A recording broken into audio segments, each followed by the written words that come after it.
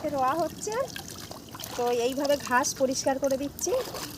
আর দাদারা রুইছে, এই হচ্ছে ঘাস, এইটাকে নিয়ে মাটির মধ্যে এই রকমভাবে ঢুকিয়ে দিলাম, ব্যাস সব ঘাসগুলো পচে যাবে। সুন্দর করে আমরা পরিষ্কার করেছি, দেখুন কত সুন্দর পরিষ্কার হয়েছে।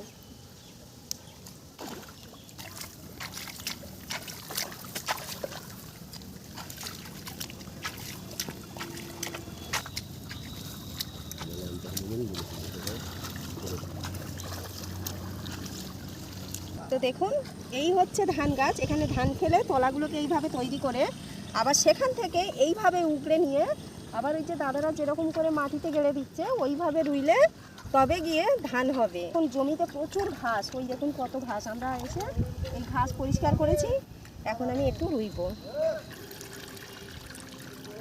এই হচ্ছে আমাদের গ্রামের পরিবেশ।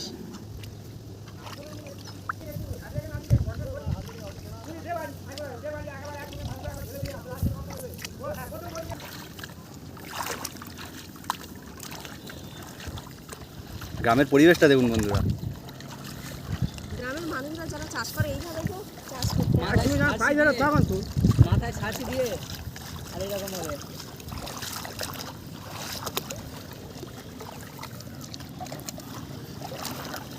তোমার ছবি দূরে চলে যাচ্ছে অনেক।